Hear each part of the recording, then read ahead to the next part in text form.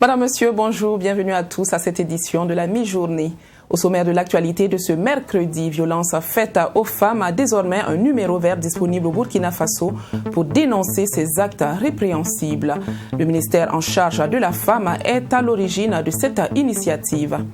La Chambre de commerce et d'industrie du Burkina dresse le bilan de ses activités de l'an 2020. Parallèlement, elle annonce la tenue d'élections en novembre prochain. Restez avec nous pour le développement de ces titres. 80 0012 87, c'est la ligne téléphonique dorénavant ouverte au Burkina Faso pour dénoncer tout acte de violence fait à la femme. Gratuit et préservant l'anonymat, ce numéro est l'initiative du ministère de la Femme, de la Solidarité nationale, de la famille et de l'action humanitaire. Et c'est dans le cadre des activités commémoratives du 8 mars, Journée internationale de la femme donc, vous le savez, que le ministère a procédé hier au lancement officiel de ce numéro vert. La cérémonie a été placée sous le patronage du Premier ministre Christophe Dabiri Sanatasseri. Chaque année au Burkina Faso, des milliers de personnes sont victimes de violences basées sur le genre. Des violences qui sont notamment d'ordre physique, psychologique, sexuel et culturel. Au niveau de la Direction générale de la promotion et la protection de la femme, ce sont plus de 5300 cas de violence qui ont été enregistrés et pris en charge à la date du 31 décembre 2020. Et la plupart de ces victimes sont en grande majorité des femmes et des filles. Pour briser le silence, le ministère en charge de la femme lance le numéro vert de dénonciation des cas de violence basé sur le genre, le 80 00 12 87. Ce numéro vert facilitera la dénonciation des cas et permettra la prise en charge holistique des victimes. Les appels entrants sur le numéro vert sont anonymes et gratuits pour les 3 réseaux de téléphonie existants sur notre territoire. Il est opérationnel et basé dans un centre où travaille une équipe multidisciplinaire composée de juristes, psychologues, éléments de police judiciaire et de travailleurs sociaux. Vous pouvez appeler, c'est anonyme. Vous pouvez être témoin de ces actes barbares dénoncés. Parce que nous savons le plus souvent que les victimes ne dénoncent jamais, elles se plaignent jamais. Le Premier ministre Christophe-Marie Dabiré, patron de cette cérémonie de lancement, a félicité le ministère de la Femme pour la mise en place de ce numéro vert qui va beaucoup contribuer à la lutte contre les violences basées sur le genre. Le lancement de ce numéro vert est un appel à l'ensemble de la population. Il faut briser le silence. Nous avons fait adopter des lois concernant la protection du genre des femmes et des filles de notre pays. Mais comme la ministre l'a dit dans son discours, pour pouvoir appliquer les dispositions de ces lois, il faut que les autorités politiques judiciaires soient au courant de ce qui se passe derrière les murs des familles. Nous sommes tous interpellés. Il ne faudrait pas qu'on dise, oui, il y a des choses qui se passent dans notre pays, le gouvernement ne fait rien, mais il faut que le gouvernement agisse s'il est au courant. Nous avons donc le devoir tous de nous mobiliser pour lutter contre les violences basées sur le genre. C'est une interpellation. Ce numéro vert existe, utilisons-le. C'est un pas positif que nous venons de poser dans la lutte contre les violences basées sur le genre. Cette initiative du département de Marie-Laurence Ilboudo a bénéficié du soutien des partenaires techniques et financiers. Le lancement officiel de ce numéro vert de dénonciation des cas de violences basées sur le genre, faut-il le rappeler, marque le début des activités commémoratives de la Journée internationale de la femme au Burkina Faso. Stop. La Chambre de commerce et d'industrie du Burkina Faso fait le bilan de ses actions de l'année 2020. Elle a annoncé au cours de la même conférence de presse la tenue des élections en novembre prochain. C'était hier à 2 mars à Ouagadougou. Abdoulrahim Nyeye vous donne plus de détails. La Chambre de commerce et d'industrie du Burkina Faso dresse un bilan satisfaisant des actions 2020 en dépit du contexte sécuritaire et sanitaire difficile qui a ralenti l'activité économique. Parmi les actions menées, la poursuite des travaux de réhabilitation du port sec de Bobo-Dioulasso, la construction d'un parking pour les gros porteurs au Bénin, la construction d'un campus consulaire et l'opérationnalisation de la microfinance Safin SA. En gros, le plan stratégique de la mandature 2016-2021 connaît un taux d'exécution de 91% en 2020 contre 80% en 2019. Le secteur privé burkinabé s'est montré dynamique et résilient. Sa contribution à la mobilisation des recettes fiscales et douanières a atteint le seuil de 1439,6 milliards de francs CFA contre 1424,9 milliards de francs CFA en 2019. Ce dynamisme a suscité la création de 15 643 nouvelles entreprises contre 13 137 nouvelles entreprises en 2019. Le bureau de la Chambre consulaire annonce l'organisation d'élections en novembre prochain, ce qui marque la fin de son mandat quinquennal. Et le président appelle déjà à des élections apaisées. J'invite donc l'ensemble des opérateurs économiques à privilégier le dialogue et l'intérêt collectif pour des élections apaisées, démocratiques et transparentes. Je sollicite également, et de façon toute particulière, l'accompagnement des médias dans la mise en œuvre du plan de communication électorale. Le bureau consulaire se félicite de la résilience des acteurs économiques qui a permis d'engranger des résultats jugés satisfaisants. Il regrette tout de même l'annulation de la rencontre des hommes d'affaires Africalia qui était prévue pour février 2021, mais nourrit l'espoir pour 2022. Les élèves de l'École nationale de l'élevage et de la santé animale à NSA ont été bien plus tenaces que le Covid-19. Après 2 années de formation, non pas sans difficulté, les voilà prêts à servir le Burkina Faso. Ils sont 462 au total et ils ont fait la fierté de leur parrain, le professeur Stanislas Ouaro, ce vendredi 26 février. Mamie Diana Kamabou. Ces nouveaux diplômés sont constitués d'agents techniques d'élevage, de techniciens supérieurs de l'élevage et de laboratoire, d'attachés de laboratoire, d'aides de laboratoire et de conseillers de l'élevage. Le ministère des Ressources animales et halieutiques peut compter sur le professionnalisme et le dévouement de ces nouvelles compétences prêtes à servir. Parmi cette promotion, vous aurez dû le constater, il y a les 2 tiers constituent des inscrits sur titre.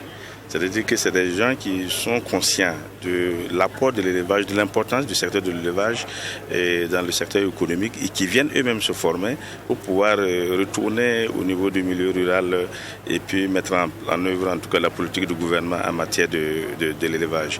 Donc ces agents, le défi c'est de travailler au sein de cette école-là à avoir des spécialisations, voilà, et pour qu'on améliore de façon en tout cas significative la productivité dans le domaine de la production animale et également la compétitivité également de ce secteur-là sur le marché international. Et tout en félicitant ce filleul, le parrain de la promotion, professeur Stanislas Ouaro, leur a prodigué des conseils.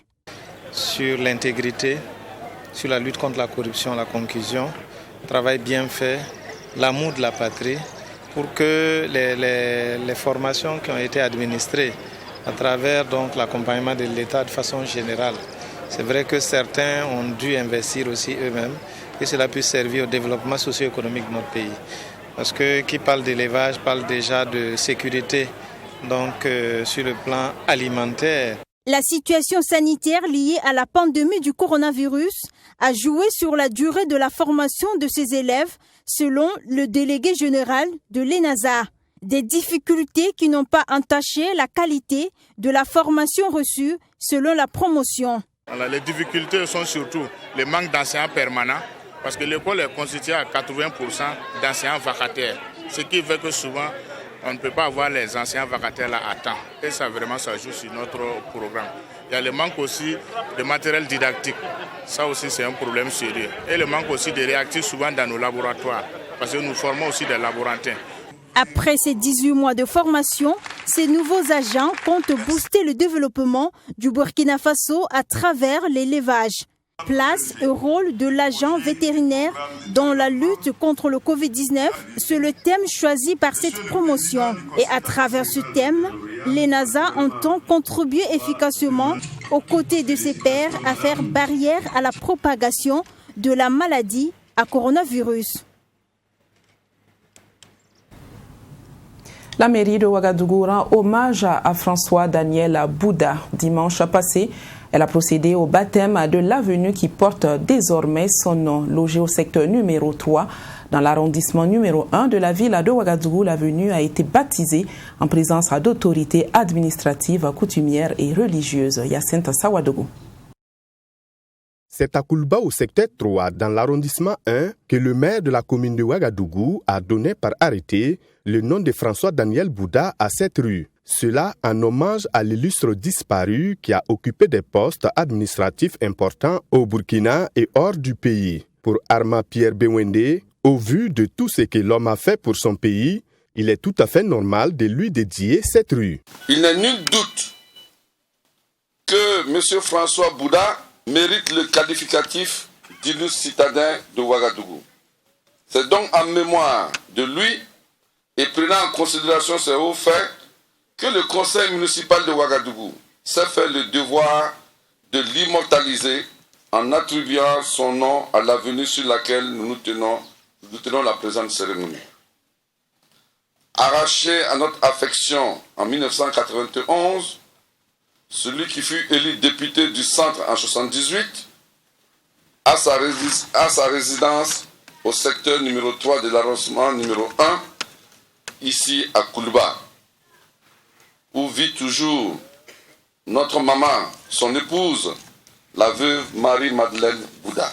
Pour ceux qui ont connu et côtoyé l'homme, cet hommage du conseil municipal de Ouagadougou est plus que mérité. En effet, François Timpiega Bouda, issu d'une famille royale, n'a pas hésité un seul instant à faire de mon défunt oncle, issu d'une famille de Talsé, son ami intime et compagnon de vie, jusqu'à ce que la mort les sépare dans la nuit du 26 août 1991. Il a été le grand frère et protecteur de mon défunt oncle durant son enfance à Ouagadougou. Je me rappelle comme si c'était hier, j'ai eu l'honneur et le plaisir, sur instruction de mon oncle, d'accompagner et d'assister Papa Bouda en France en 1991 pour une hospitalisation et des soins en milieu hospitalier hautement équipés. Au-delà de François Daniel Bouda, c'est toute sa famille biologique qui se sent honorée. Et elle a par ailleurs exprimé toute sa reconnaissance à la commune de Ouagadougou pour ce geste. Cette rue, ça représente vraiment beaucoup pour la famille. Comme tout à l'heure, vous avez entendu l'illustre personnage qu'il a été. Donc ça nous va vraiment droit au cœur que la commune ait voulu se souvenir de lui et surtout immortaliser sa présence en fait, au sein du quartier où il a été vraiment connu. Au-delà même du pays, il a été aussi un père pour tout le quartier. Nous sommes vraiment très contents de cette inauguration. Né en 1916, François Bouda a servi son pays à de nombreux postes entre 1946 et 1980. Il a été entre autres commandant de cercle, député, conseiller territorial, ministre de la fonction publique, ministre du plan et des affaires économiques. Les morts ne sont pas morts. Autre chose à présent, cérémonie de fin de cycle de l'association Vaincre par l'Union a vu en abrégé tenue à son siège dans l'arrondissement numéro 4 de Ouagadougou. Le 27 février dernier, la manifestation a permis aux membres de la VU de faire le bilan des activités déjà menées et de dégager des perspectives. Yacinthe Sawadougou. Créer des groupes d'épargne et de crédit pour renforcer la résilience des ménages, tels sont les combats de l'association Vaincre par l'Union à vue. Et cette cérémonie a été organisée dans le but de féliciter l'autre moitié du ciel pour son don de soi qui a permis à l'association de grandir en seulement 3 ans d'existence. L'association a comme activité principale la mise en place de groupes d'épargne et de crédit. Donc c'est une activité qui vise à mobiliser les femmes et à les mettre en groupe et elles épargnent et elles se font des crédits pour mener les petites activités rémunératrices de revenus. Et l'organisation de cette cérémonie, c'est pour témoigner d'abord de ce que l'activité fait, de quel est l'impact de l'activité sur ses membres et inciter toutes les femmes de notre arrondissement à adhérer à l'approche. Et le parrain qui, depuis l'année dernière, accompagne cette association, dit continuer sur cette lancée, d'autant plus que les femmes sont des actrices majeures de développement. Des projets sont déjà en cours. Nous avons déjà pris certains contacts parce qu'au-delà de 3 ans, elles doivent rester dans ce système de petits crédits qu'elles se font entre elles. Elles doivent aller vers les institutions de microfinance. Nous avons déjà commencé à prendre des contacts avec les institutions de microfinance et autres pour pouvoir les accompagner de sorte à ce que ce qu'elles auront amené comme activité puisse vraiment être très porteur pour elles-mêmes et pour le secteur, pour le développement de notre pays de façon générale. Créée en 2018 avec 35 membres, l'association Vaincre par l'Union compte aujourd'hui 264 membres. Elle a dans son programme pour cette année la formation sur le leadership et l'entrepreneuriat au profit de ses membres. S'investir à travailler et à révolutionner la mentalité africaine, c'est là toute la motivation de la grande conférence de la renaissance de l'intelligence africaine. Venus d'ici et d'ailleurs, plusieurs experts du développement personnel ont animé cette conférence qui s'est tenue samedi dernier au centre Jean-Pierre Guingani. Michael Tougri. Le changement mental commence à partir du jour où vous saurez pourquoi vous êtes né. C'est la première insertion partagée aux participants de la grande conférence sur la renaissance de l'intelligence africaine, GCREA. Le message à retenir est clair selon Amadi Yuga, coach en développement personnel. Il faut incessamment que les Africains prennent conscience de la mission qu'ils doivent exécuter pour le développement de leur pays. Je pense que toute lutte du moins, et toute chose que nous voulons mener positivement, même si c'est négativement, ça commence par la mentalité. On doit se réveiller et ça doit commencer dès ce soir. Parce que il y a du travail qui nous attend. Vous ne voyez pas que les Blancs viennent ici et puisent nos richesses, ils repartent. Voilà, vous êtes assis sur des mines d'or, vous êtes assis sur le pétrole. Vous avez beaucoup de matières premières qui peuvent vous aider à développer facilement vos régions. Mais il y a d'autres qui quittent à des milliers de kilomètres pour venir l'exploiter à votre place. Et au retour, vous ne gagnez rien. Voilà. Donc, voici le message clair. Tout part d'un constat d'infériorité que s'est forgé les Africains face aux puissances occidentales. Les Africains doivent donc se défaire de cette pensée, explique Amadi Yuga. Il faut qu'il sache qui il est d'abord et pourquoi il vit même. Voilà. Donc, c'est la première des questions qu'il faut se poser dans cette visite. Voilà, pourquoi je vis. Sinon, à un certain moment, tu vas constater que tu avais des amis qui sont partis, que peut-être tu avais des proches dans la famille même qui sont partis. Et pourquoi toi, tu es toujours en vie? Tu as une mission. Et cette mission, tu dois la chercher et travailler sur cette mission afin de réussir. Les participants à cette conférence ont reçu des séances de coaching sur le développement personnel de la part de 4 conférenciers experts nationaux et internationaux en propriété intellectuelle et développement international. Alassane Bala-Sakandé, sacré champion pour la promotion des langues nationales. Le président de l'Assemblée nationale a reçu son prix le samedi 27 février 2021. C'était au cours d'une assemblée générale tenue à Ouagadougou. Le prix a été décerné par le réseau des journalistes et communicateurs pour le développement à travers les langues nationales à l'occasion de la journée mondiale des langues maternelles célébrée en différé. Abdoulrahim Tapsoba avec la voix de Abdoulrahim Nyinyi. Alassane Bala-Sakandé, président de l'Assemblée nationale, a été proclamé champion 2021 pour la promotion des langues nationales par le réseau des journalistes et communicateurs pour le développement à travers les langues nationales. Pour le réseau, le choix porté sur le président de l'Assemblée nationale s'explique par son engagement pour la valorisation des langues nationales et ce prix sera désormais décerné chaque 21 février. Journée mondiale des langues maternelles, a laissé entendre le secrétaire général du réseau. Nous voulons que ce prix nous nous aide à briser les complexes qu'il y a quand il s'agit de l'utilisation des langues nationales, notamment au sein de l'appareil gouvernemental et aussi de l'administration. Nous voulons que ce prix suscite une prise de conscience à tous les niveaux, au niveau des élèves, au niveau des étudiants, au niveau de l'administration, pour un engouement vraiment dans l'utilisation des langues nationales, pour tout ce qui est programme et projet de développement soit compris par les populations. Ce réseau regroupe des hommes de presse en service dans plusieurs médias publics et privés au Burkina Faso. Cette assemblée générale était une occasion pour le réseau de renouveler son bureau. Et selon le secrétaire général, plusieurs actions seront menées par ce nouveau bureau. Nous faisons des sensibilisations. Je vous ai dit tout à l'heure qu'il y a un certain nombre de documents aussi, c'est tous les documents administratifs qui sont faits en français. Nous nous donnons le devoir aussi de les traduire, de les expliquer en langue nationale. Nous produisons également des émissions de sensibilisation en langue nationale. Depuis 2016, le réseau des journalistes et communicateurs pour le développement à travers les langues nationales s'est donné pour mission de promouvoir les langues nationales dans tous les secteurs. Le réseau a également émis le souhait que Alassane Balassa Kandé soit son interlocuteur auprès de la représentation nationale. Nouvel investissement pour la loterie nationale à Burkinabé pour le plus grand bonheur de ses parieurs.